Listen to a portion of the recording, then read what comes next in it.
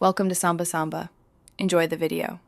You start by confirming prerequisites so nothing blocks the update. You must be signed into your Apple ID and have access to your device's settings. Once done, open Wallet or Settings and locate Apple Pay. Make sure the card you'll use is already added. If not, add it now because shipping contacts attach to payment passes. This first step prevents errors later and speeds up the change. You'll now edit the shipping contact tied to the card. Tap the card, open the info menu, and choose Shipping Contact. This links the address to transactions. Enter name, street, city, zip, phone, and email. Use precise postal formatting so carriers accept it.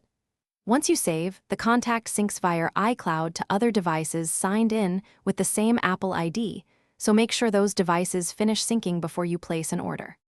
Finish by verifying the change in a real checkout flow. Select Apple Pay and confirm the shipping contact displayed is the one you updated. If it's not, make sure iCloud Sync is enabled for Wallet and Contacts. Once done, force sync by toggling each setting or signing out and back into your Apple ID.